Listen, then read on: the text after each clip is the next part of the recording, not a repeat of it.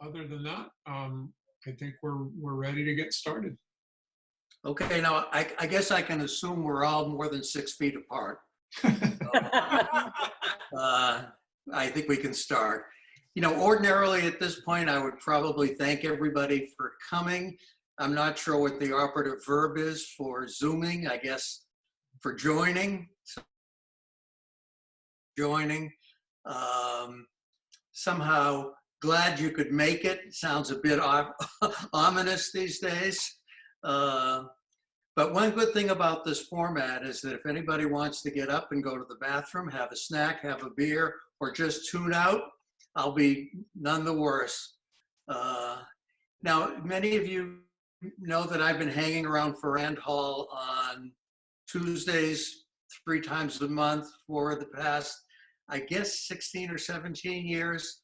And like most of you, I'm pretty much a self-taught photographer, for better or for worse. And much of what I've learned about photography have really come through the Camera Club exhibitions.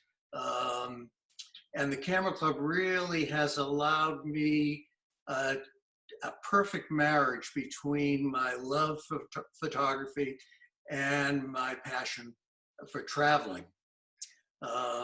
So what I thought I would do tonight is to review some of my favorite images, some dating back to the very beginning of my membership, which would be, I think, 2006, and right up to the present. So I'm going to go for about an hour and a half. We'll see how it goes. When it's appropriate, I'll try to give you a little backstory on some of the images that I'm going to show, some technical info. I would like to spend some time on editing, but that's such a big subject, and it doesn't really lend itself very well to this format. So maybe in a future session, we can talk about image editing. What I will do along the way is to show a few images before and after editing. So, you know, you'll get some idea of how important I think image editing is. And, you know, whether we like it or not, we are now the image processors. We, meaning us and our cameras. The days of sending a roll of Kodachrome off to Rochester, getting back a little yellow box with 36 completed images, those days are long past. So now we have to process the images, and it's a really important part of the photographic process. That said, I think that our cameras do a remarkably good job of processing images, and there's no shame in shooting JPEG images. I mean, I think if you shoot RAW and you process the images yourself and you're skilled at it, you probably will come up with a better result. But I've seen a lot of images presented at our monthly exhibitions that are really perfectly good images to start with, and which have suffered mightily from post-processing. So I think a really important part of the process is to know how to do it, and almost as importantly, to know when to stop. Now, if the truth be known, and just ask my wife, I'm probably one of the most disorganized people on the planet. You don't want to see what's behind this monitor that I'm looking at right now. But one thing I am pretty fastidious about is keeping track of what I call my favorites. I have a folder on my screen, on my computer, that I call my favorites folder. And when I get back from a shoot, and it doesn't make any difference whether I've been to Santa Barbara, Goleta, or Timbuktu, once I look at the images, I very quickly put them into my favorites folder, so I can always find them. And that doesn't mean if you don't make it into the favorites folder that you're forever an orphan, because what I found is as I go back over time and look at my images from a month ago, 2 months ago, a year ago, 17 years ago, it's like mining for gold. and your tastes change, your skills change, and especially now when we have time on our hands, it's really a great thing to do, because if there's one thing that I think makes us better photographers is it's in looking at our own images, looking at images from the web, looking at photography books, the full gamut, because you cannot be a good photographer until you know what a good image is. So I will frequently go on the web and I'll see an image that I like, and I'll say, well, I could do that, or maybe I could do that, or can I do that? And sometimes it will prompt me to go back in my archive and find a similar image and process it similarly and see if I can come up with a good result. Now, I'm not going to talk much about gear tonight. My answer to the question, should I buy Canon, Nikon, Sony, Fuji, Panasonic, is yes. Do buy one. Because I really don't think that, except at the margins, that gear makes a big difference. When I look at my images from 2006, the good images are still good images. The bad images are still bad images. So, you know, we all get kind of hung up on equipment. It's not that it isn't important, but it's not the most important thing. Right now, I shoot with an Olympus camera system. Is it the best? No, but I shoot with it because it's not full frame, it's small, it's relatively light, the lenses are much smaller, and as I've gotten older, just having a camera with me is a little bit more of a chore than it used to be. And I'm a firm believer in what Chase Jarvis has said, that is that the camera that you have with you is always the best camera. And frequently that's just an iPhone. So I'm going to try to get through as many images as I can. There are thousands of images in this favorite folders of mine, and they're all like grandchildren. You love them all. But what I'm going to do tonight is I'm going to show you a series of portraits. And what I mean by a portrait is it's an image of anything that's living, and any animate subject. Doesn't have to be a person to be a portrait. Now, what I'd like to emphasize is that a portrait is really a lot different from a likeness. It's not merely, when you do a good portrait, you're not just documenting the existence of something. I'll give you a few examples. I'm sure you've all seen Audubon prints. And they are very, very different from the pictures of birds that you'll see in a bird guidebook. They tell you something about the bird's personality, its essence, if you will, about the bird's soul. And a good portrait will do that. Doesn't make any difference if you're taking a picture of a person, a flower, a bug, wildlife. They all should be portraits. So with that as our background, I must say this seems a little bit weird to me, commenting on my own images and telling you why I like them, or why, in a few cases, why I don't like them, or why the judges like them. So you'll just have to indulge me on that. Now I'm going to go over to screen sharing. I'm going to open Lightroom.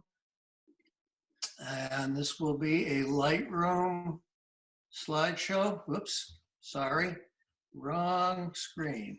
So first you have to do the... Yeah, no, I know. I'm sorry, Bill. Yeah, I have to go over to screen sharing, which is there. Okay, I hope you can all see my desktop now. Can you? No. Okay. Not yet. No? Share. Okay, now you can. Okay, and Yeah. Now you we're can see good. my desktop, I take it? Okay. Let's go full screen. And let's start the slideshow. And let's really go to full screen. Okay, I assume you can all see that picture? Yes. I've had a number of questions about this picture, and a few that go along with it. Obviously, these are polar bears, and people have asked me where this picture was taken. It was taken in Kaktovik, which is it's a small Native American village. It's 200 miles north of the Arctic Circle. It takes 2 days to get there, 2 days to get back. It's really expensive. The lodging is really horrible, and the food isn't very good. And if you don't like traveling on a small plane and landing on a gravel airstrip where the only equipment is a windsock, you probably shouldn't go to Kaktovik. But if you want to take pictures of polar bears, I think it's the place to go. Now, it's often been said that bad weather makes for good photographs. And this is on our third day out. I was there for, I think, 6 days or 7 days, not counting the travel time. And it started to snow. This is in the afternoon. The morning shoot was nothing special because muddy polar bears are not that pretty. But it started to snow. Our boat captain said, we're going. A lot of the other captains didn't go out. Now in Kaktovik, you shoot the polar bears from a saltwater lagoon. They are on a kind of a sand spit, and there's pretty much always polar bears there. So this is a mom and her 2 babies. This is the same mom and 2 babies purposefully striding away. Now polar bears spend most of their time sleeping, but they do love the snow. So as soon as it started to snow, they got very active. Same shot in black and white. Not sure which one I like better. I'll let you be the judge. Generally, my feeling is if there's not much color in a shot to begin with, go black and white. Okay, another shot, this guy coming right at me. Now you're probably wondering how close are these bears? Anywhere from a minimum of about 90 feet, which is what the wildlife department says is the closest you're allowed to get in your boat. In the old days, you could actually pull the boat up on the shore, apparently. So these guys, this is shot with a 600 millimeter lens, as were the other shots. So they're probably 70, 80 yards away. You don't go to Kaktovik or any place to shoot polar bears without a really long lens.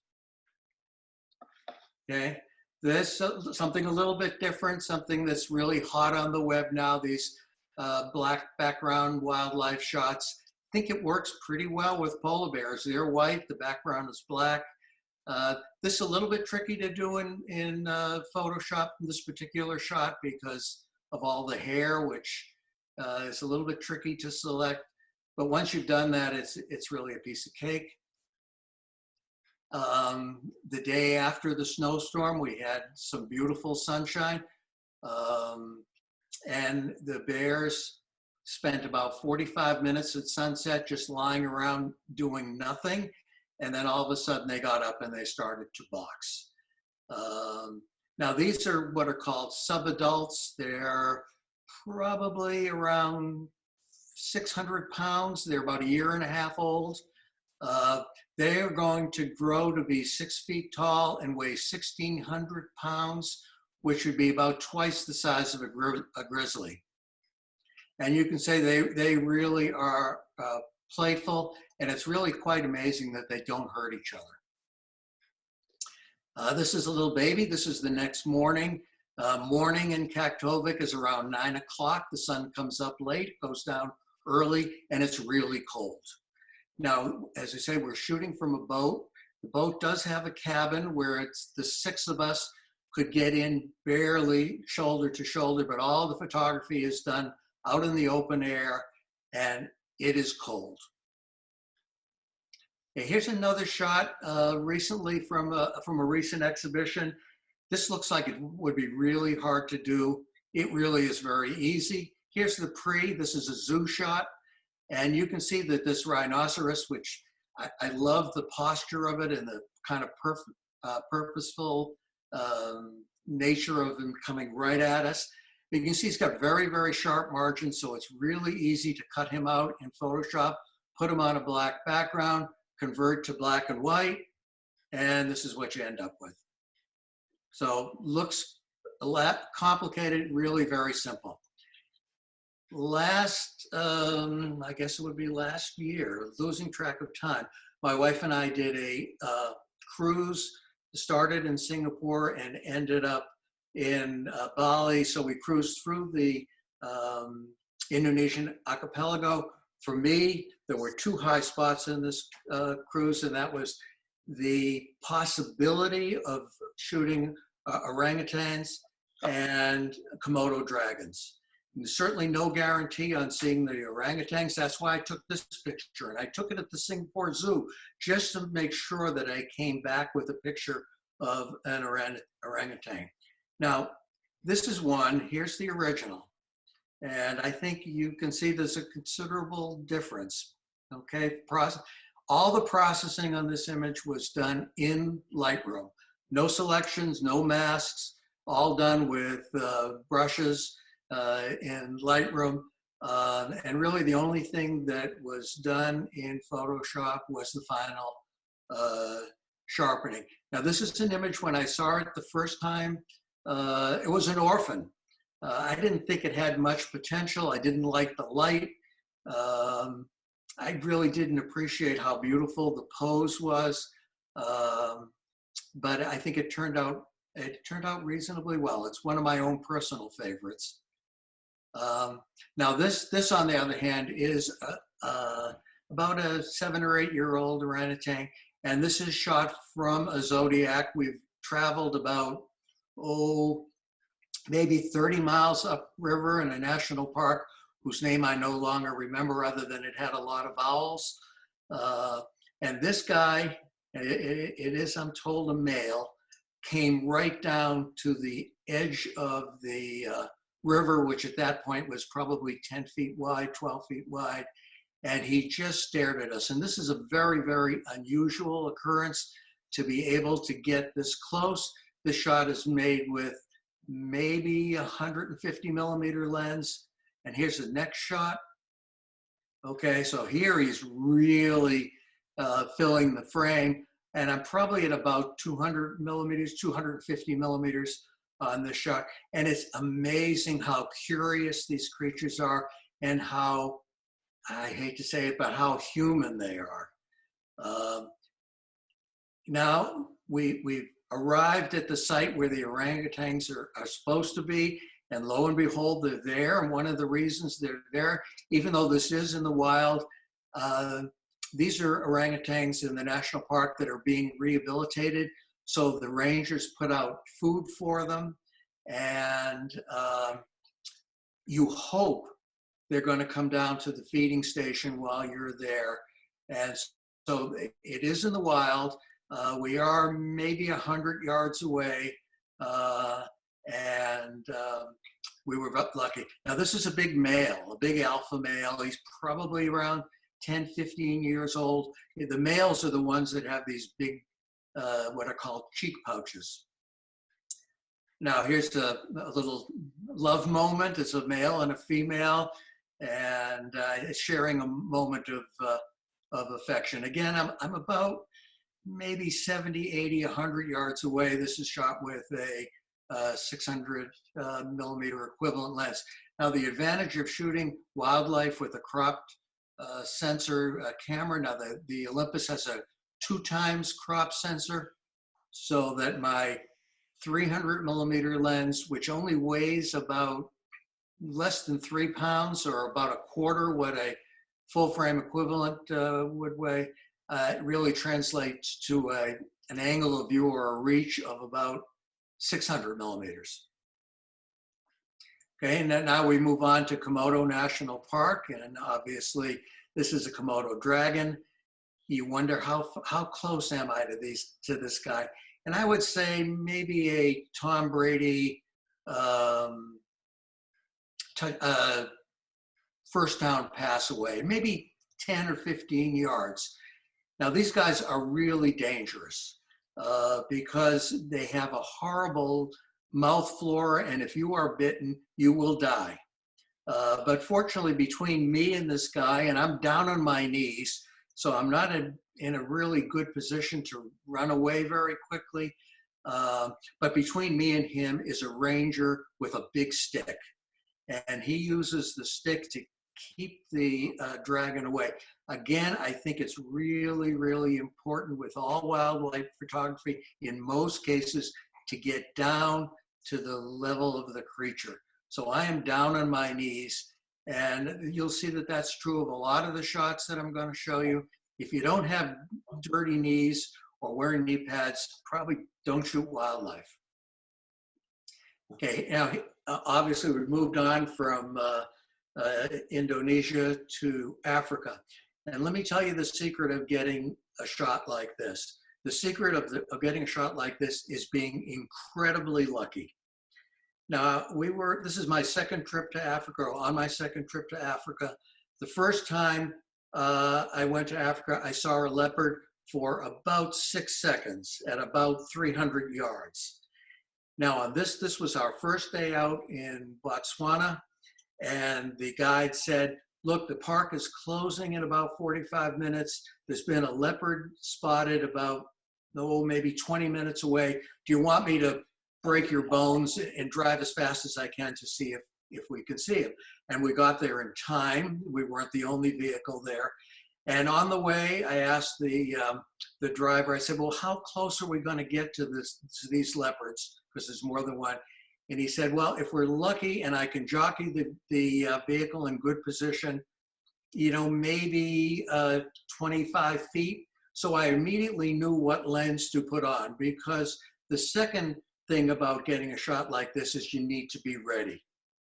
And the third thing is, and probably the single most important thing, is you need to control the adrenaline, because you know that you're not likely going to get another picture like this in your lifetime. And if you blow it, what are you going to do? You're going to shoot yourself, or maybe your spouse. So I think I was prepared. I was in a good position.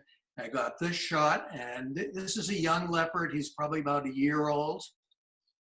This is his brother in the same tree, chowing down on the impala that mom has caught for them. This is quite a carnal, ugly process, but really quite beautiful. The light levels are really low. We're immediately underneath in the safari vehicle. And this is the mom. She's about probably 50 yards away. She's watching us like a hawk, making sure that we don't threaten her young.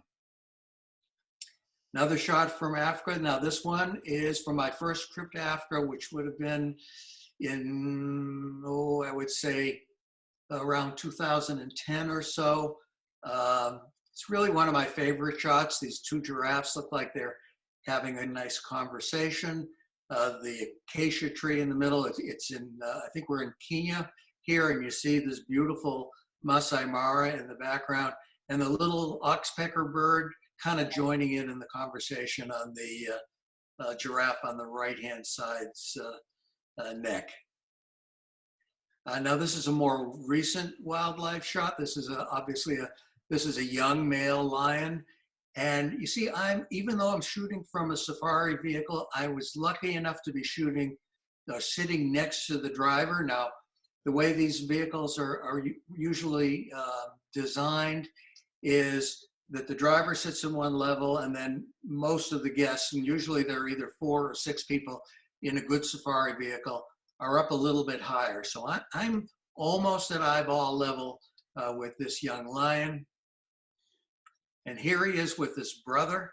And you can see I'm really down reasonably low. They're up a little bit with relationship to the vehicle, so it looks like I'm lower than they are. And I think for better or for worse, I try to shoot all my wildlife images, actually all my images, with clean backgrounds. Because in so many cases, the background is almost as important as the portrait itself. Okay, now this is also from my last trip in, this is in Zambia. And the remarkable thing about this is we were having lunch back at our tented camp, And this bull elephant is really eyeball to eyeball with. He's about maybe 30 yards away, but because we're sitting on a deck, we're actually at his level. Makes him seem so much more immediate, and obviously makes him seem larger because we're down low. And probably my best elephant portrait out of many. Okay, this is from my first Africa trip. So this is shot with a, I believe, an 8 megapixel Canon crop frame camera with a kit zoom. But fortunately, these three black-faced monkeys were about 20 yards from our lodge. And I was able to get pretty close. And this was, as I recall, an image of the year, a wildlife image of the year, or maybe print of the year. Okay, same trip, same camera. It's an absolute privilege to be able to take a picture of a rhino in the wild. This was at a private game reserve, so these creatures are fairly well protected. It's early morning. The fog is just lifting. We're pretty close. Got the wonderful oxpecker birds on the back and the beautiful, foggy, out of focus background, which really makes the rhino just jump out of the frame. Okay, now we've gone from maybe a, I don't know, 4-ton creature to a dik-dik, which is the smallest of all the antelope family. This guy is about the size of a little bigger than a Cocker Spaniel, but not much. And they're all eye. They have this just gigantic eye. Managed to get a nice picture with this beautiful, neutral, out of focus background, which just makes him, him or her, I'm not quite sure, show up so much more immediately. Okay, we move on to Antarctica, and this is a fur seal. These guys are a little bit dangerous, but I don't know exactly how long a lens I have on this camera. Probably, I'm pretty sure it was shot with a Sony point and shoot, so it's a 200 millimeter equivalent. So I'm down to my knees. If you don't see the snot on the seal's nose, you just aren't close enough. Another Antarctica shot, simple portrait of a penguin, a Gentoo penguin. For me, I think what makes this shot successful is the moment. This just beautiful moment when the bird is preening himself, kind of oblivious to our presence. Just kind of, for me, radiates kind of a certain peacefulness. Again, in Antarctica, it's usually overcast, beautiful light for photography. Now, this is a capuchin monkey. This was shot on my most recent trip, and hopefully not my last, given the situation in the world. This is in Costa Rica. This is a captive eagle, and he is in, he or she, no, I think it is a he actually. He's in a cage, and one of the tricks for shooting animals in cages is to get your lens right up against the cage, shoot with a relatively long lens, and the cage will be so out of focus that you will not see it at all. This was shot with my Olympus camera with a lens that's called the Fantastic Plastic, or Plastic Fantastic. Cost all of $100, and it's not about the gear. Obviously, this one is shot in the wild. This is on a trip to Haines, Alaska. There's a beautiful eagle wildlife sanctuary along the banks of the Chilkat River. This is about a 3 or 4 hour ferry ride north of Juneau. We were fortunate to have, you know it's going to be cold, but we were fortunate enough to have some frost and snow. And you are going to come back with lots of pictures of eagles because there are about 2,000 or so eagles in the sanctuary, and they are in the wild. You are at their level, and you can get pretty darn close. Okay, a bird in flight picture. You can see that he has a salmon head in his talons, and these birds are incredible scavengers. They don't care if they're eating fresh salmon or somebody else's dirty leavings. As you can see here, this guy about to pounce on a salmon that probably has seen some better days. And another one. One thing about eagles is they always look pissed off. And I call this my angry bird shot. But you don't have to go to Homer. You can do nice bird photography right here in Santa Barbara. This is a picture of a great egret shot at the Devereaux Slough. A little bit of post-processing on this to kind of give it that John Audubon look, bird in its environment. I'm sure more than one of you in the audience have seen this. I think it's a guy. This is at Lake Los Caneros. There's a pair of swans that hang out there. They're just about always there. And they make for beautiful portraits. This one is in color. And when I get an opportunity like this, I try to work the subject. So here's another view, different crop. You may have noticed, by the way, that I love the square crop. I don't like crops that are almost square. If you're going to shoot a square, make it a square. I love the way this bird is kind of peekabooing into the frame. That's the lady. Here's a tighter shot of her. This one was probably done with the 600 millimeter lens. The background is dark, has been darkened somewhat in Photoshop, but it really is dark water on a very foggy day. Another shot, and this one I think I showed at an exhibition recently. Let me just say a word about focus. I am kind of a stickler about focus, and the way I feel about it is pretty much the only reason that an image should be out of focus is because the subject is moving quickly or you've made a mistake. Because modern digital cameras have incredibly accurate autofocus. And don't blame your equipment. If your pictures are out of focus, you're doing something wrong.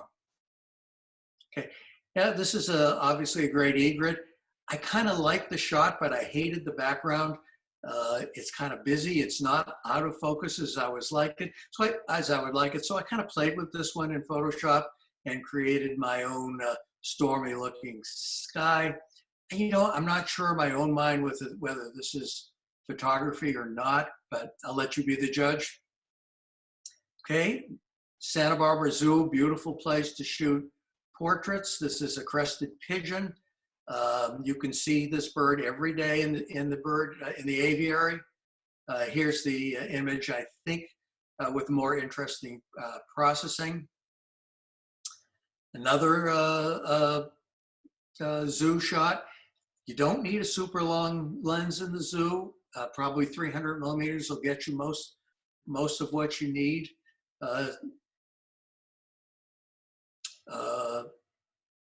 Flamingo, also a zoo shot at the Santa Barbara Zoo. Another flamingo, again, square format, minimalist background.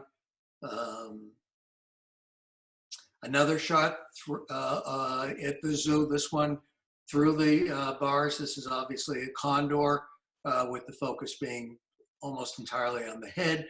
The bars of the enclosure totally disappear if you get close enough to it. A couple of parrot shots also in the zoo. The trick in the zoo is to try to make your shots look like they weren't shot in a zoo. And that's where you know, just working the subject, comes in, looking for good light, looking for backgrounds, throwing the backgrounds out of focus. This is obviously a scarlet macaw. I wish I had got a shot like this in Costa Rica, but it was not to be. But this one, I kind of like this one. Okay, this is a little bird portrait at the Lake Los Caneros.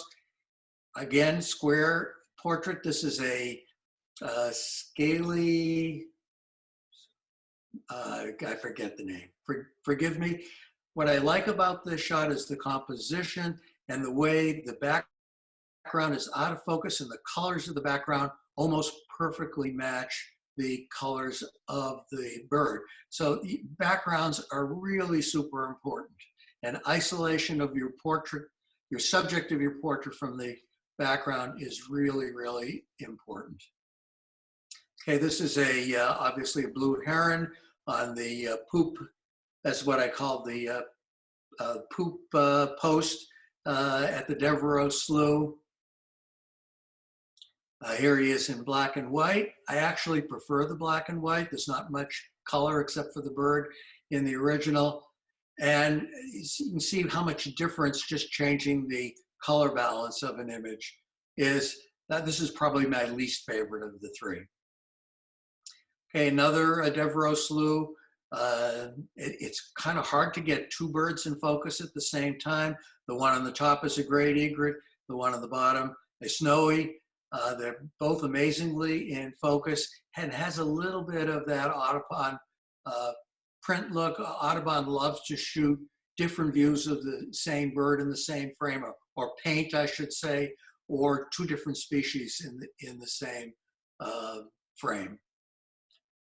I don't know whether this guy is either thinking or grooming, but he's on the little pier there at the Devereaux Slough.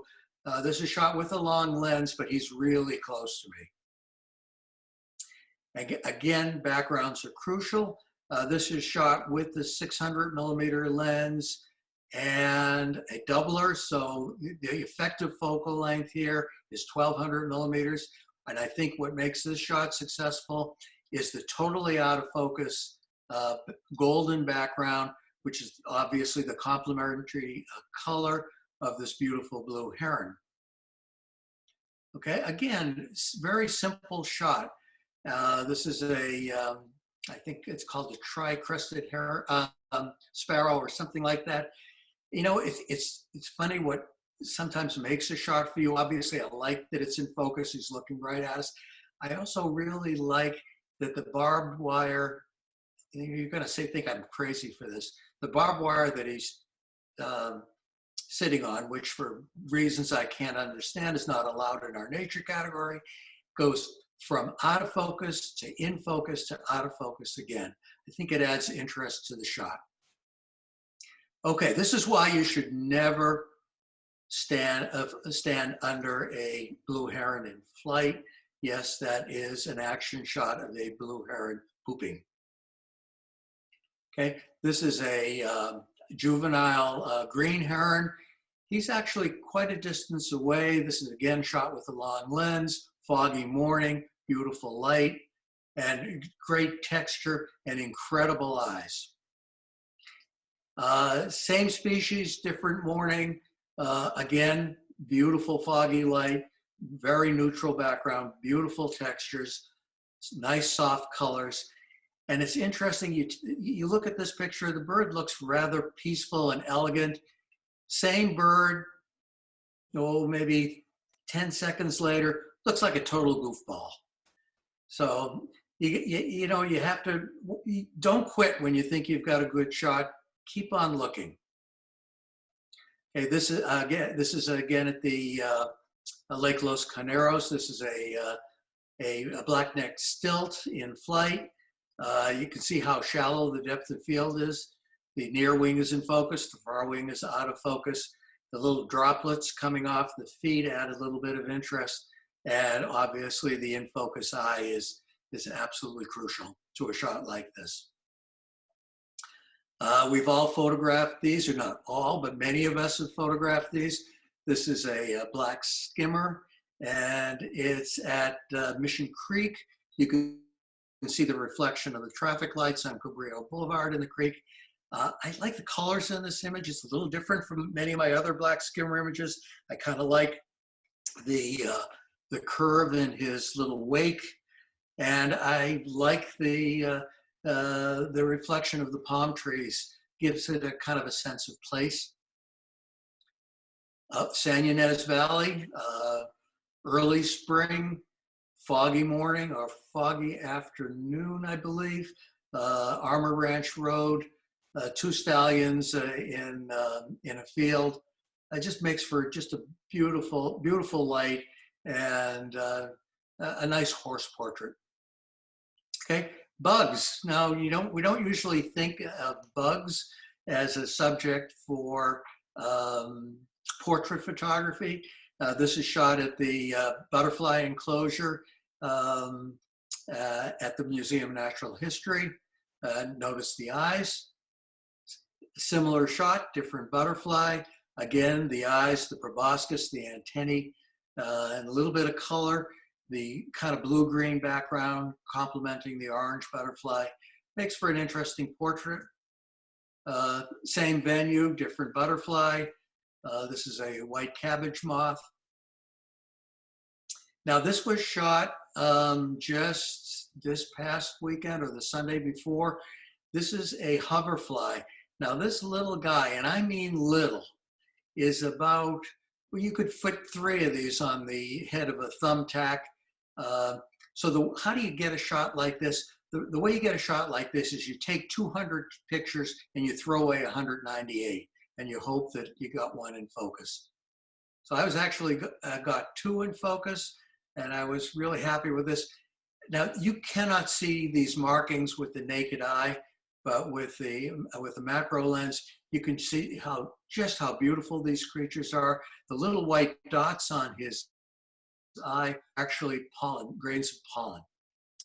Okay, this is the only shot I'm going to show you that was made with artificial light. This is obviously a tarantula. It was shot at Rocky Nook Park at one of our small animal shoots.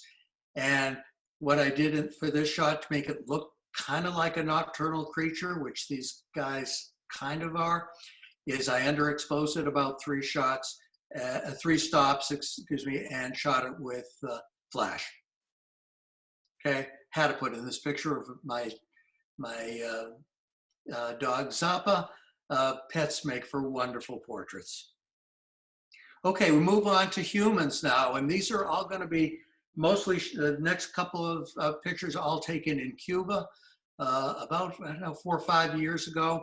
And when I came back, I was amazed at how many of the shots were of men. And Cuban men just seem to love the camera. So this is an old Havana, and this guy was not exactly camera shy. Took his picture. Buddy came up to me and kind of, I don't speak Spanish, he didn't speak English, but kind of said, "You want to take mine too?" So he joined in the fun. And you can see the confidence and the machismo in these men. Another one, pretty nice body, street scene, a little out of focus background, but you can see some people, gives a little bit of context. And I'm not sure what he's doing. It's kind of like a show me the money shot. This was shot in a market, and this belies what so many of our judges say, and that is good portrait, you have to have the eyes looking at the camera. I think that is so wrong in so many cases that it sets my teeth on edge sometimes. I think that his look, being in profile and his looking thoughtfully in the distance is actually what makes this shot. I like the out of focus tomatoes. I like the second figure in the background. Another kind of machismo shot. You can see that this is he's wearing a Manny Pacquiao t-shirt. He looks like a heavyweight himself. Looks like he could take on Manny no problem. Obviously, this was taken years ago when Obama was president.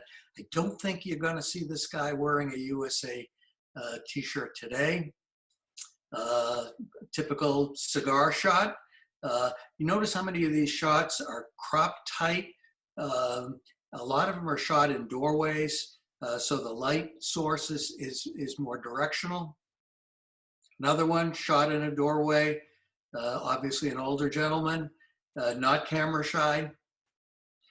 This is an interesting fellow. What I'm not showing you is that he's sitting in a wheelchair and he's missing one leg. And if you look at his face, he looks like he's been around the block a few times.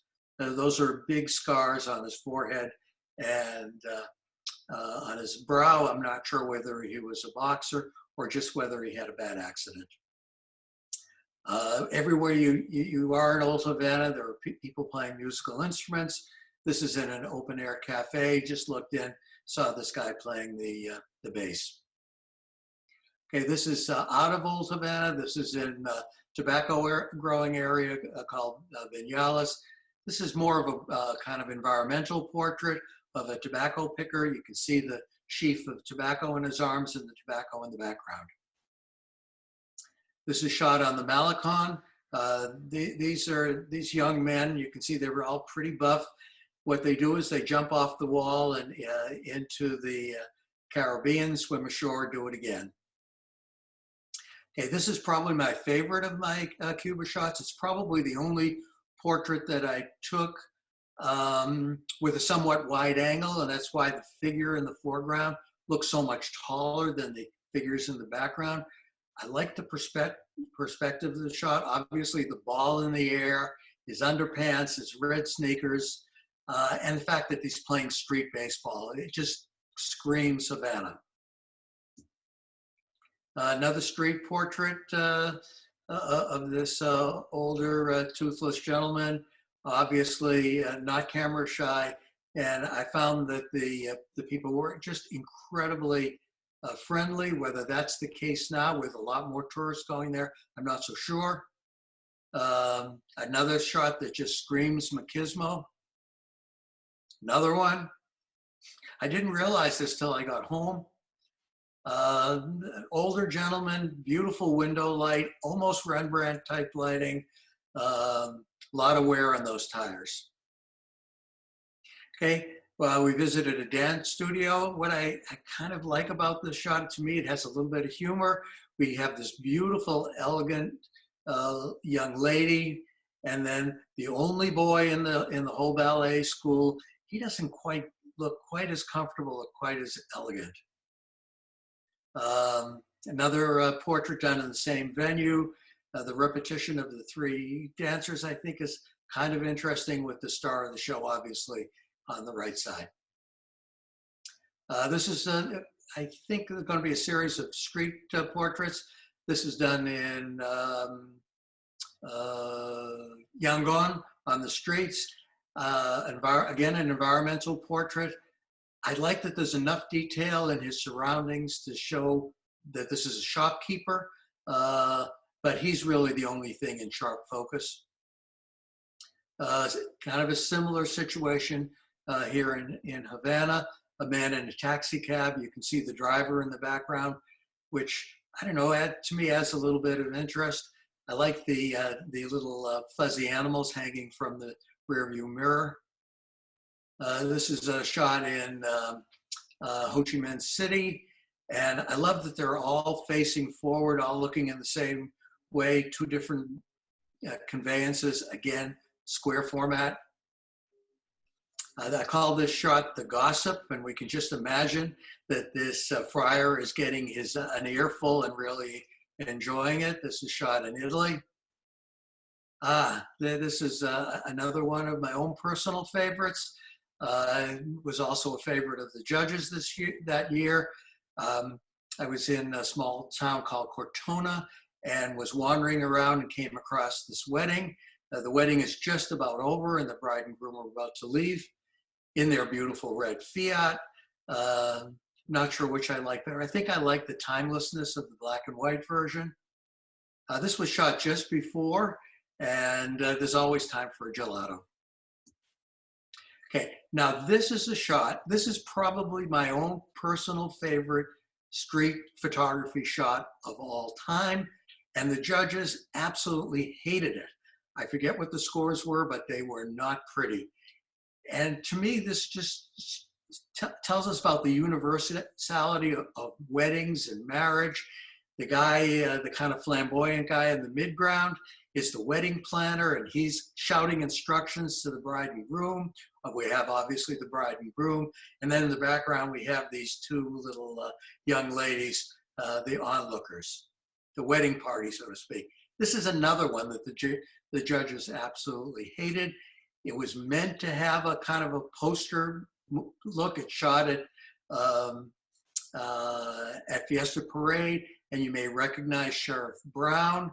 I kind of treated this, it was a single exposure as a HDR to kind of give it that movie poster look. The judges hated it. Another one that wasn't a judge favorite, that's one of my favorites. These are two old friends in a nursing home. And I love the directness of it, and I love how they really interacted with me, the photographer. This is a fellow I met on the streets of Santa Barbara. His possessions consisted of the headphones around his head and the contents of his bicycle. And we kind of struck up a conversation. Wonderful guy, told me what it's like to live on the streets. Another view. Hard to say if somebody's really happy, but he seemed relatively happy. We move on to India. This is obviously not a portrait, but it's just an introduction to a series of portraits. India is probably my all-time favorite place to photograph people, and in this case, a camel at the Pushkar Camel Fair. I think several of the next shots were shot at the Camel Fair. It's in northern India. The men are pretty much all dressed in traditional turbans. This is also one of my personal favorites. I like that he's kind of looking at me, but not really looking at me, but really looking into the distance. Kind of a similar shot, different color turban. Notice how the background is beautifully out of focus. This is probably about 200 millimeter lens, wide open. And here you can see it's just some faint colors in the background. And another one of my favorites. Same venue, kind of the same technique, 300 millimeter lens, wide open, out of focus background. And yet another, notice a tight crop. It's a way of cheating, so the background doesn't distract you. And I have no problem with cutting off the top of his head. Okay, this was another image of the year. These three ladies in traditional dress having a conversation on the street. Beautiful lady in a sari. Another beautiful lady in a sari. Notice in India, I have some pictures of the women. This is another one that was well received. And I want to show you the pre on this one. This is the shot before processing. Really doesn't look like much, but I knew there was a picture there. The turban, his pose.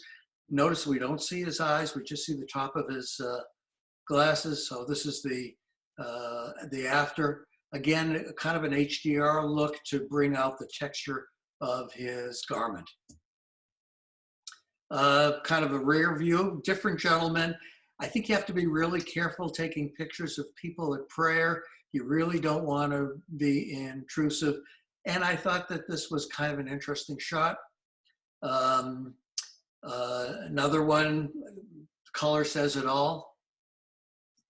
By the way, he is blind. You might be able to tell that his eyes are closed, and the staff is to help guide him. Now, this is a shot that you either like it or don't, I think sometimes what makes a portrait are the little details.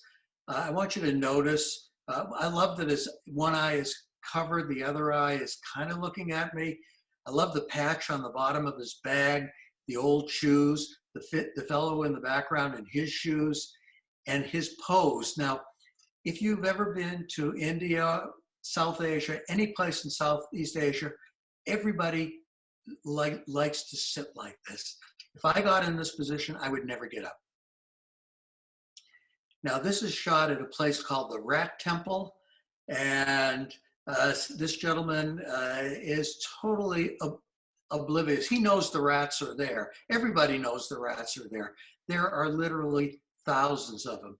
So the kind of the humor of his looking off thoughtfully in the distance and the rats scurrying at his feet, it just tickled my fancy. I kind of like this shot. I like the traditional garment and the sunglasses, which are obviously a much more modern element. I kind of like the reflection in his glasses and the crop. Okay, now these three guys are three of my favorite people. Met them through my guide in a marketplace in India, and I call them my three amigos. And through my guide, my Hindi isn't very good, I struck up a conversation with these guys, and they agreed to let me do individual portraits of them, and they obviously enjoyed the process. This is guy number one, this is amigo number two, and this is amigo number three, and this also was a picture of the year. Really fun to do and really fun to have such a close interaction with these guys. Okay, now to me, this is kind of a snapshot, but this lady obviously has a sense of style. This is a little bit more of a portrait. I like the crop, her eyes are much more intense, has just a hint of that Afghan girl kind of look. Okay, this is a vehicle driver in India. Love the Terry Thomas smile and the beautiful mustache. A camel driver at the camel fair, framed by his steeds. Now a series of pictures. You don't have to be quite as careful about taking pictures of children when you're traveling in an exotic location than you do it here. The parents know you're tourists. They know you're looking for pictures, and they really take pride in their children. So this is a little girl kind of cleaning the stoop in front of her house. This one I showed recently at the Camera Club. It was taken at a school. When I arrive at a venue like this, I kind of scout the location, kind of mining the site for beautiful faces. This one is in Myanmar, same kind of portrait, tight crop, beautiful eyes. Two twin brothers, I believe this is either China or Vietnam. Again, it's all about the eyes in this shot. Also about the color harmony between her garment and the soft colors in the background, the out of focus background and the sharp focus on her eyes and face. A street scene in Mandalay. For street photography, it's the environment and the little details that count. The brooms in the background, the two dogs lying on the sidewalk. This guy just loved to have his picture taken. And actually, this was the first shot, and I noticed he had the most wonderful smile. He's the fellow on my left, so I saw him. I asked him if he would pose for me in the doorway, and got that portrait. This is shot in Africa. The African women frequently carry their babies until maybe the age of 1.5, in these little papooses on their back. Another shot, this shot is from Bhutan, little girl, and I think her sister, I'm not sure. Beautiful window light. I think the second figure adds a little bit of interest. Another shot from India.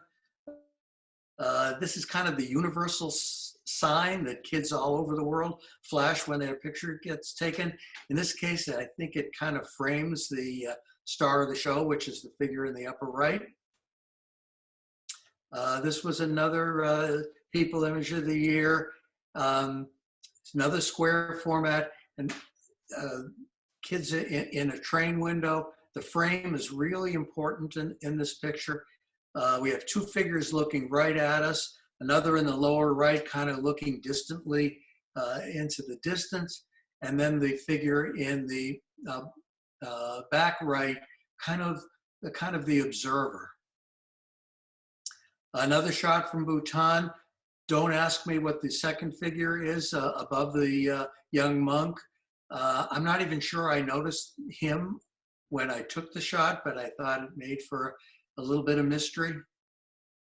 Shot of Vietnam, little girl at a parade with her cymbals and the red drum in the background. Another one that I really loved. I loved the colors. I loved her intensity in the expression. The judges, not so much. Another shot from Vietnam, boat captain. I don't know if he knew he was giving me a kind of a nautical salute, but nicely framed by the steering wheel, and obviously he's enjoying the moment. Another lady in India with camel bone bracelets around her arms, interesting face. Let's see. Mandalay lady smoking a cheroot, great colors. Another monk, this one again in Bhutan, nice window light, kind of a quizzical, catching the moment kind of view. Okay, we move on. Now the next few shots all go together. They're all shot at the inlay lake. And I'm sure you've all seen pictures of the inlay lake of the fishermen. Trust me, 98% of those pictures are posed. And I like these next few shots because they're not posed. We're actually on our way back from the lake to meet our bus. We've been there a couple of days. It's early morning. Sun is just coming up. And these are real fishermen. These guys are really getting ready to fish. Here's a fisherman and his son. So this is taken from another boat with a little village in the background. Kind of a minimalist portrait, a fisherman, his boat, and his net. Beautiful red colored, early morning light. And this may be my favorite. This is the sun just barely coming up. And it's a nice silhouette of a fisherman sitting on the back of his skiff. He's the only, these are pretty much one-person boats, and that is their fishing net. Okay, you have to indulge me, my granddaughter. This is many years ago. She's now 14 or so.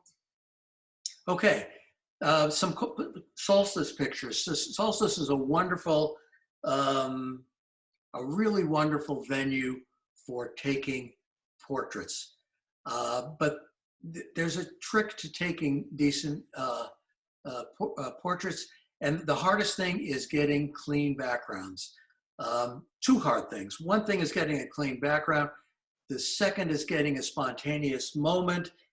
People think they're being spontaneous when they're photographed at the portrait. Usually they're mugging.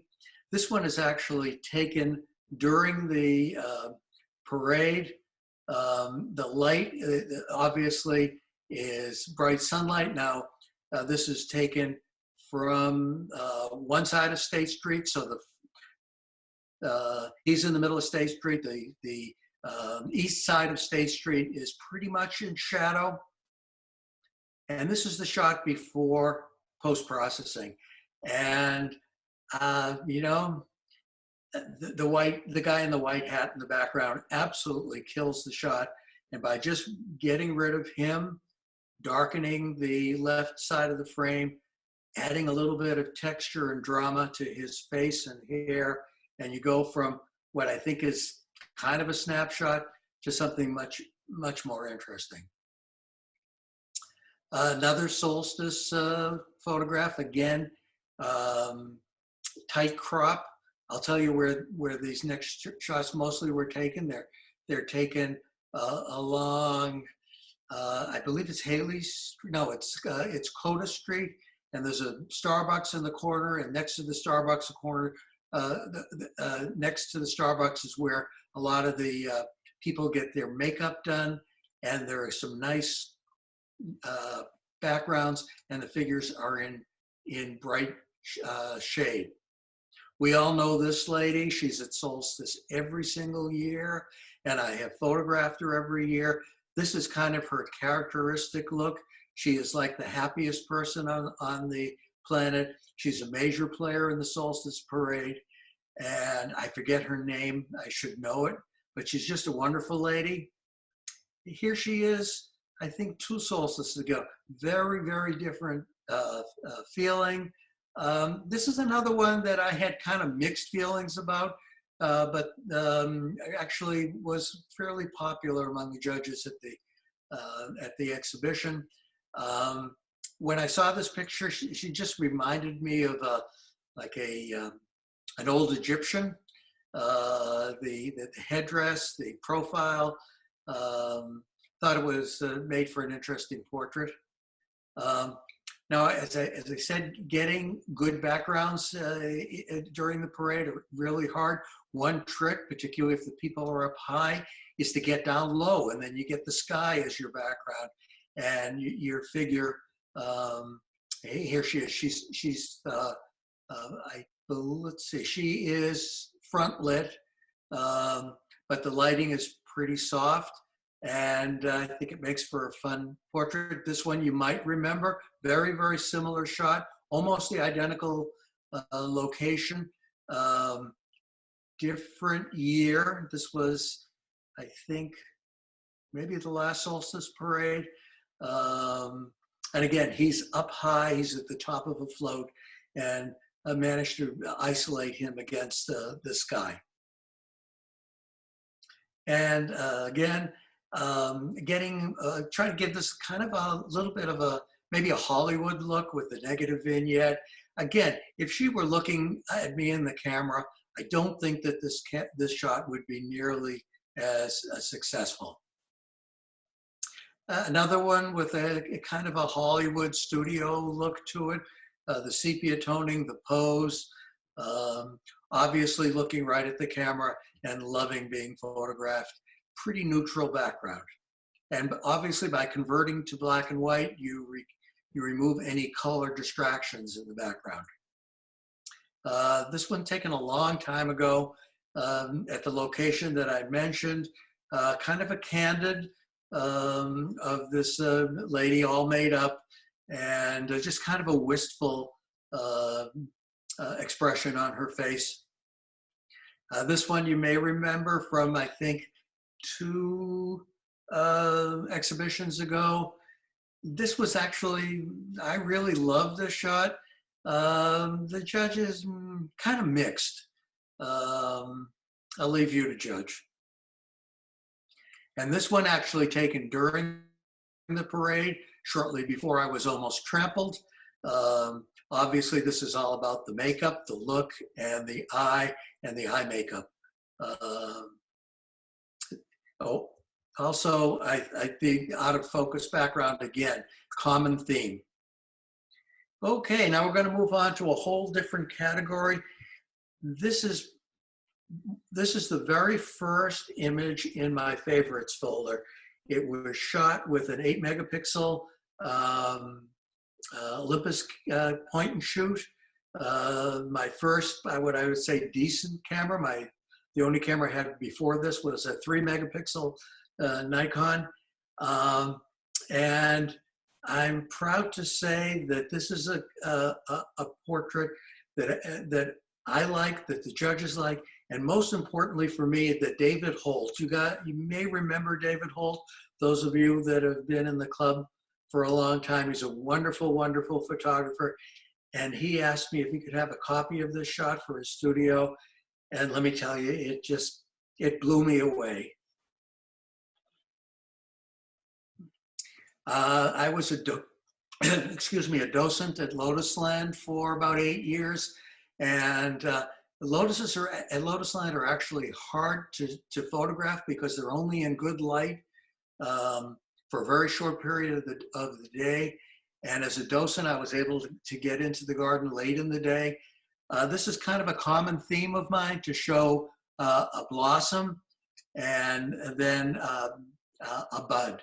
I think it you know, tells a little bit of a story of the life cycle of the flower, and then to get a leaf in just completes the whole story.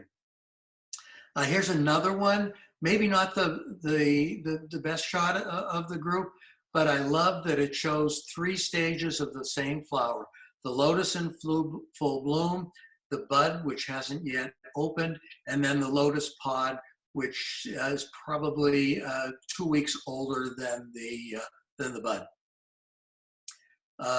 This was a shot from last year from an exhibition. This is a ranunculus, a kind of a poppy. I bought it at the Home Improvement Center with the sole purpose of taking its picture. This is the first picture I'm going to show you that was actually shot with the tripod. In my living room, available light. There's a really big skylight in there that is just wonderful for flower photography. This is another shot with that 8 megapixel Olympus camera. I've softened the edges and added a little negative vignette. There's a little bit of a sense of mystery. You know that it's a rose, hasn't yet opened.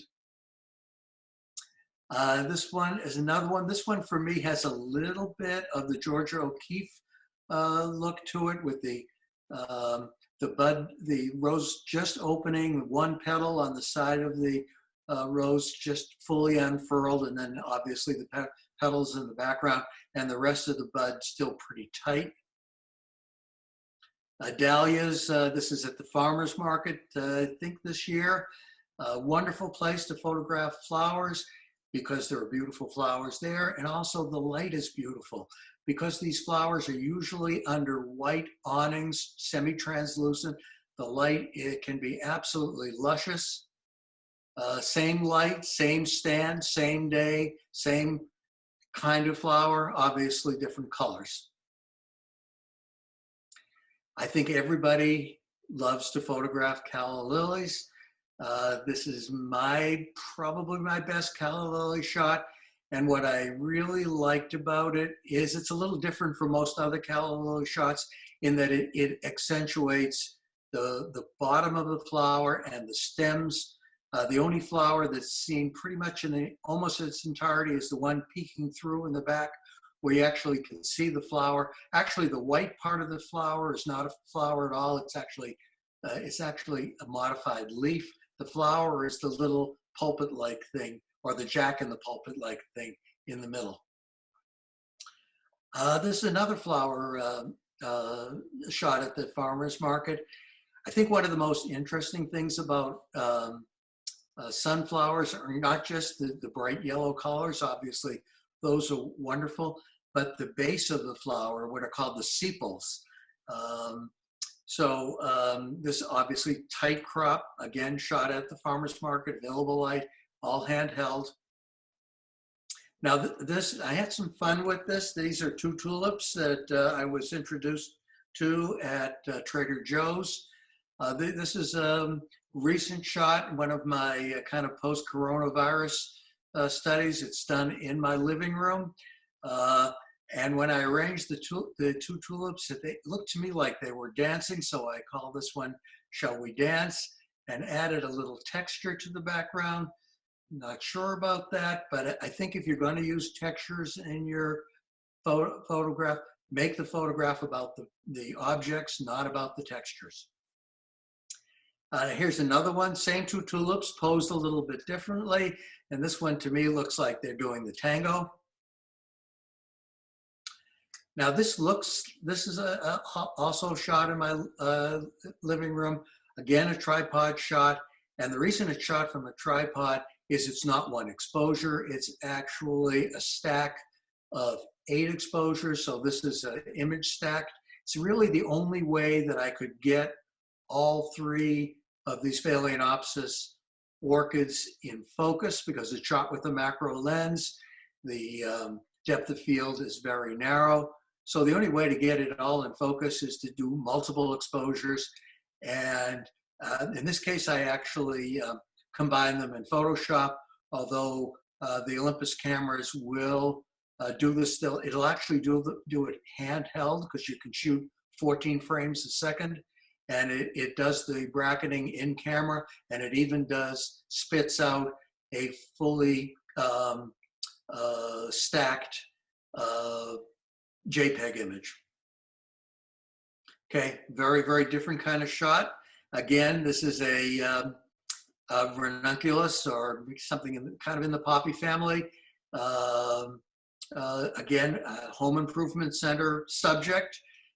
Bought it just to take its picture, brought it home, brought it into my living room, and obviously a macro shot. I think this is a single exposure, not a focus stack, but I love the sexual parts of a flower. This is not particularly sexual flower, but the stamens and the anthers are the male parts around the periphery, and the pistils in the center, the female parts. Same flower, totally different viewpoint, totally different feeling. This one is focus stacked to get everything in critical focus. Okay, we're getting towards the end. This is a good example of why you should always carry your camera with you. This was taken just last week at Butterfly Beach. Actually, if you're familiar with Butterfly Beach, on the Summerlin side of the beach, there's something called the Hammond Meadow. It's an Indian burial ground, so it's been preserved with condos all around it. And there is a clump of Datura, which is also known as Jimson weed. It was a favorite of Georgia O'Keeffe, and I had never seen it before, maybe because it's not usually in bloom, but I shot this. This is with Sony point and shoot, RX10, probably an 8-year-old camera. Again, if I hadn't had that camera with me, I would never have been able to take this shot. Same day, different locale. These are Mattia hot poppies. There's a site on Ladera Lane in Montecito where there are maybe 1,000 of these. They bloom for about a week or two, and then they disappear. It's hard to isolate them, so it's best to get down low and shoot them against the sky. I've added just a hint of texture here. This is in my own garden, and obviously very, very shallow depth of field, macro lens. I'm up real, real close. And I think what I personally like about this picture is that not everything is in focus. There are a few petals that are in pretty good focus with some little bits of pollen on them. And then we have some other blooms way out of focus, but providing a kind of a fun background. This is shot at the Santa Barbara Orchid Show. We don't usually think of black and white image of orchids. The lighting at the orchid show, is, you may know, is really pretty grim. Really not the best place to take flower portraits, but converting it to black and white, darkening the background, doing some Photoshop magic, I think it greatly improved it over the color version. Okay, this is another Bob's living room shot. This is a Trader Joe's peony. I'll show you the post-processing image in just a second. Everything is in focus on this picture, or at least it was when I first captured it. But when everything was in focus, it looked kind of too clinical. So I kind of, in post-production, add a little bit of glow, a little bit of negative vignette to it to kind of soften the edges and bring your attention to the center of the flower. This is what it looked like before post-processing. I knew I was going to post-process this image, so the distracting elements in the background didn't bother me. I think this may be the last shot. This is, excuse me, I'm losing my voice, so it better be the last shot. This is an agave flower. You don't usually think as agaves as having beautiful flowers. This was actually shot at the Santa Barbara Zoo. And this is one of the really gigantic agaves, one of the blue agaves. And it puts up a gigantic stalk that's like, I want to say 15 feet tall.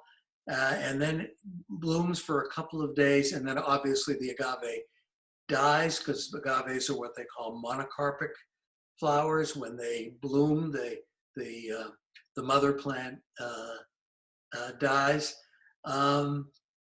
I converted this to black and white. I thought it was much more interesting than the color version of it.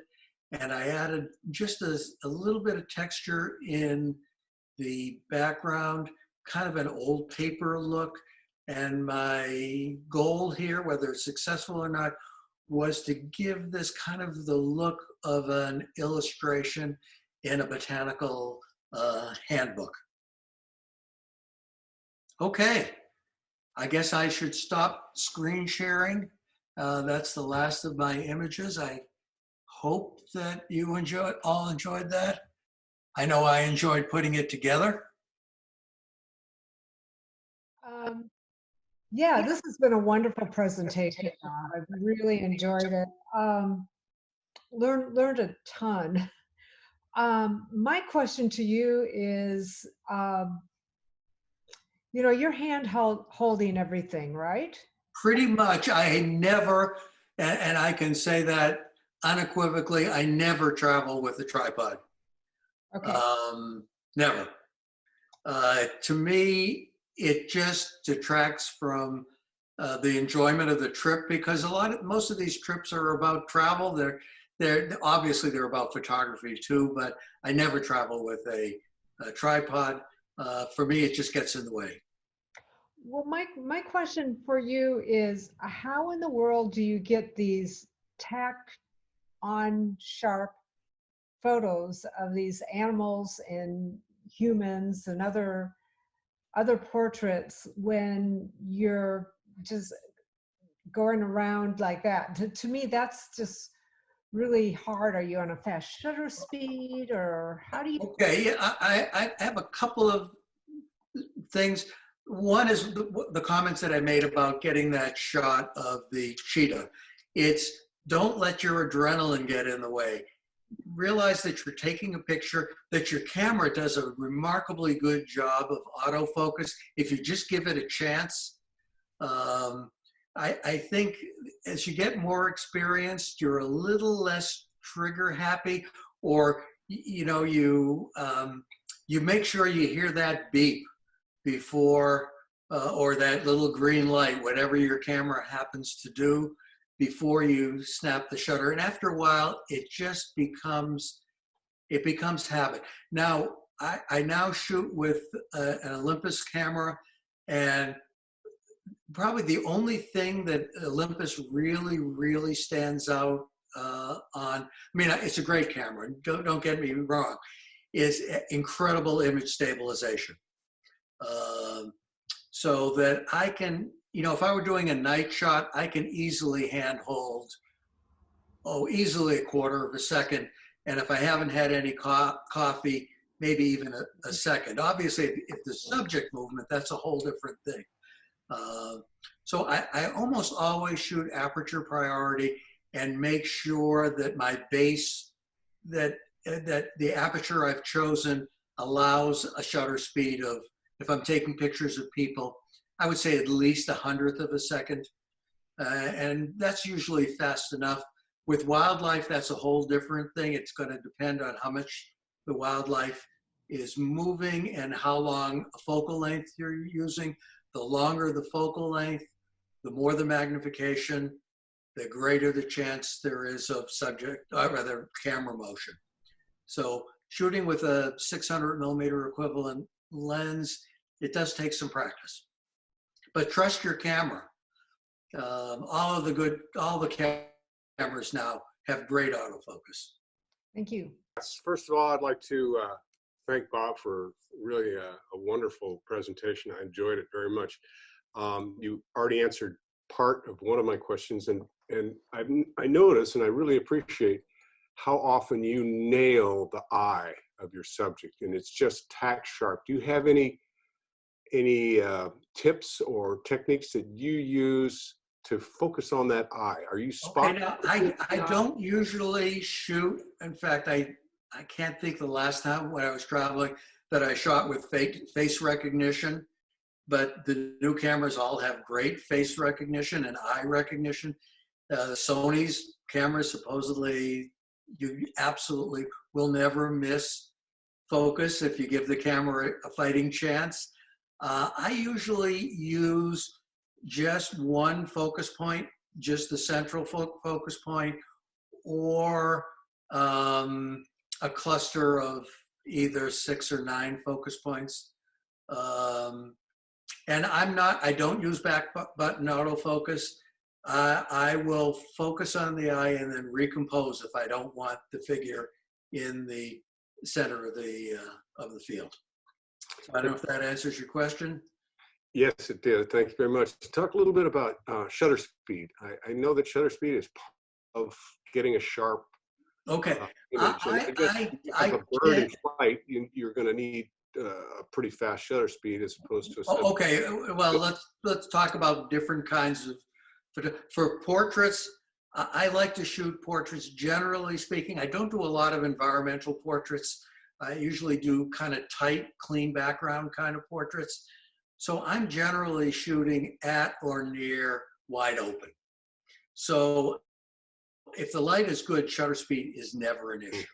I usually shoot auto ISO, let the camera choose whatever ISO it wants, because most of these pictures are taken at good light levels, and most of them will be ISO anywhere from 200 to 800. And even on a crop sensor, the image noise just is not. I think that's one of the most overemphasized aspects of photography. People sweat about trust me, some of the earlier images that I showed you, the one of the man praying with the purple turban, that's full of noise, and it made just a lovely print. So just let the camera do the work, and you know, set up a set of parameters that you know are going to work pretty well for the lighting that you have available, and trust your camera, and you know, use your eye to find the picture, not to be looking at your shutter speed and your aperture and your ISO. As soon as you do that, you're lost. Thank you. There's so many things to compliment you with on your beautiful photographs, but something that really stuck out to me was just the incredible sharpness of every image. And I mean, beyond the focus and the, you know, proper shutter speed and all that, could you just tell me briefly how you go through your process of sharpening in Lightroom or Photoshop, whatever you do? Okay, sure. Let me just say that if a picture isn't pretty sharp to start with, throw it away. There is nothing you can do in post-production. Now, if you have a picture that's at the margin that's pretty sharp or is sharp, but you want it to be super sharp to accentuate the eyes or some texture or something like that, I do all of my sharpening in Photoshop, not in Lightroom. Personally, I don't think Lightroom does the best job of sharpening. And I use a variety of techniques. I'll use Smart Sharpen for many images. For some images, I will use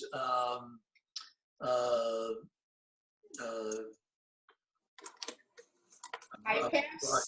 the filter, not unsharp mask, but the high pass filter. because what you do is you apply that filter to a separate layer. I don't want to go through all the details, and then you can apply a mask to that layer, convert it to overlay or blend mode, and it magically sharpens the image. And then you turn your mask black and you paint in the sharpening with a white paintbrush. So you put the sharpening exactly where you want it. And it's sometimes helpful, especially if an image is not critically sharp. And I would have to agree, I'm a stickler when it comes to sharpening. It helps an image that's maybe just short of being critically sharp for there to be lots of things in the subject, in the frame, that are totally out of focus.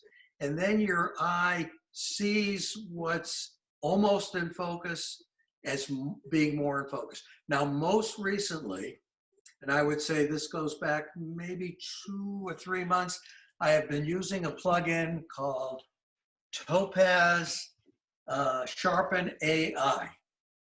And, everything is AI these days. And Topaz has made a business model of naming all of their plugins AI. But there are some images that it is magic on. It has 3 sharpening modes. One is very much like traditional unsharp mask. One is called focus, and it supposedly works on images that are slightly out of focus. If you use it discreetly, it sometimes works magic, providing the image is not grossly out of focus. And then it has a third mode called stabilize. And again, it's magic for a few images where there is just a trace of subject motion. It's extremely resource dependent. I have a 7-year-old Mac desktop, and it takes 3 minutes, 4 minutes to sharpen an image in this plugin. So I use it discreetly, but that's basically how I sharpen my images. But again, it really helps if there are things in your frame that are not in focus, to make those things that are in focus really jump out at you. And that's one of the reasons I like to shoot at very wide apertures. With even macro, I usually shoot at excuse me, like f5.6, which on a full frame camera is more like an f8. It won't stop down any more than that, because then the images start to get a little soft because of diffraction. Thanks, Bob. Jeff. Oh, hi. Congratulations. I thought that was fabulous. When you were talking about sharpening, what I use mainly is that Nick filter, and I use the brush, and I also put it exactly where I want. Have you tried that to compare with some of the others? I actually, the nice thing about the Nick suite is that it used to be free. Right. When Google bought it, and I think you can still download it. Yeah, it does have a sharpening module, which they call Sharpener, and it works pretty well. The nice thing about it is you can tell it to sharpen certain areas. Nick has this magic auto masking function, or you could tell it to sharpen just certain colors, which is enormously helpful, because if there's nothing in the frame except for the sky, and generally speaking, you don't want to sharpen the sky, you just tell the software, don't sharpen anything that's blue. Just sharpen the greens or the flesh tones. And I find that and it's very, very fast. The plugin works very, very quickly. So it doesn't have that problem. Right. I use the brush mode. You can do that, and you can put it exactly where you want it. Yeah, I always do my sharpening on a separate layer. So I always have a layer mask to work with. I never sharpen the base layer. So the last layer in my layer stack is always called sharpen. And what it is it's all the layers beneath it combined into a simple, a single layer. And it's easy to do that in Photoshop as long as you have 11 digits, because the keystroke Right. to do that is something like Cap Lock Shift Alt Command Spacebar E. Right. Once you've mastered that, that's what I do. I will create a layer, which is all the layers in the stack, and then duplicate that layer. So I have two versions of that layer. The top layer is now my sharpening layer. I will sharpen that layer, add a layer mask, and then brush in the sharpening wherever is necessary. So I hope that answers your question. Thanks. But there's a very, very famous overquote by Henri Cartier-Bresson, and it's that I don't know if this is apocryphal or not. I don't think it is. He said, "Sharpness is so plebeian," or actually, his choice of words was "so bourgeois." Well, it depends on the kind of photography that you're doing. If you're doing nature, wildlife, tight portraits, I'm sorry, sharpening is not bourgeois. It's essential. But that said, I've seen some beautiful images in our exhibitions that have been dinged because they were not surgically sharp. And that may not pertain to my images, but it pertains to a lot of images. And I would say there are cases where surgical sharpness can destroy the charm of an image. And over sharpening is a much more frequent flaw than unsharpening. The images that come straight out of the camera, they're not if you shoot raw, they're not meant to be perfectly sharp. There is a certain amount of unsharpness that's due to the image capture process. Don't ask me to explain the physics of that, but it has to do with the anti-alias filter and mysterious things like that. But I think most of the images that come straight out of camera are pretty sharp. My experience is most cameras over sharpen their JPEGs because manufacturers want their images to look better than they actually are. Now, one other comment about sharpness. Sharpness is all about, once you've gotten the image in focus in the camera, it's so much more about lens than it is about sensor. Unless you are making images for the Grand Central Station concourse, that 200-foot, LED display, the lens is so much more important than the camera sensor. And the one thing I love about Olympus, the Olympus selection of lenses, is there are a lot of lenses in the, I would say, $300 to $500 range that are surgically sharp.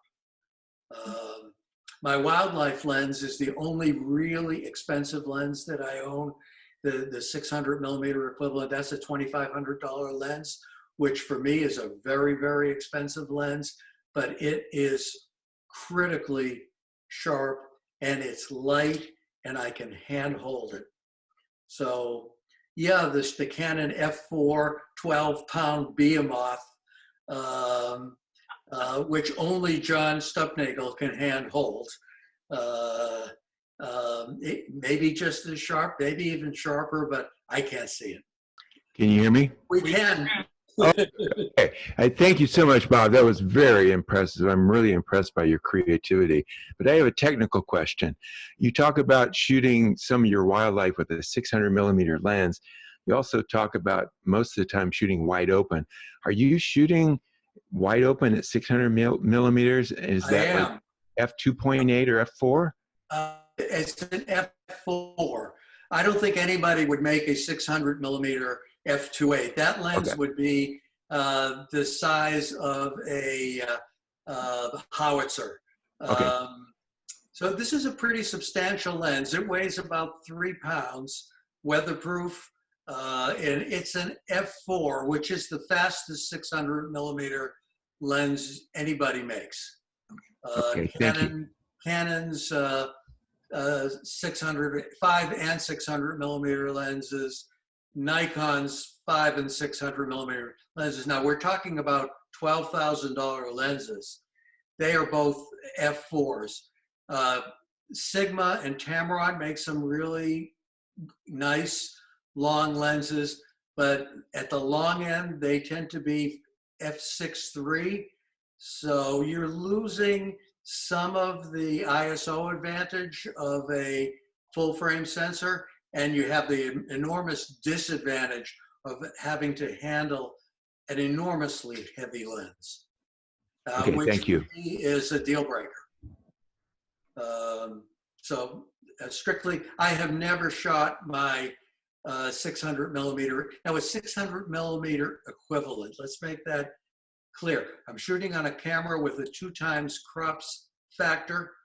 So the field of view, in other words, the angle of view that the lens is seeing is in fact the same as a 600 millimeter lens. The light gathering ability of the lens f4 is exactly the same as a full frame f4 lens. And they make a doubler for it that makes it a 1200 millimeter f8, which is still usable in many situations. I have a 1.4 extender that makes it an 840 millimeter f5.6, which is really pretty amazing. So I actually use 2 lenses for wildlife. The 600 millimeter is great, except when it's way too much lens. For example, that shot of the orangutan right at the riverbank, had I had the 600 millimeter lens on my camera, I would have gotten half an eyeball. So, I mean, there's a time and place for, you know, different lenses. If you're going to shoot small birds, 600, you never have enough lens. So 600 millimeter is great. More is even better. Thank you, Bob. Well, thank you all for, I don't know, for joining, for Zooming. It was really kind of fun to go over images from, oh God, how many years? 14 years or so. And I hope that I convinced you that it's not about the camera.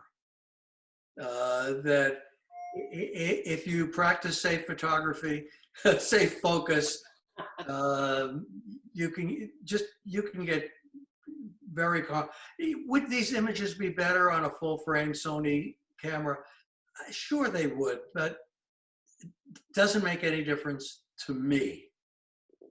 Maybe I'm just not discriminating enough. Oh. Oh, yeah, not at all. Can we take a minute and give Bob a standing ovation? Yeah. Fabulous. Well, thank you, everybody. I enjoyed doing it. So well done.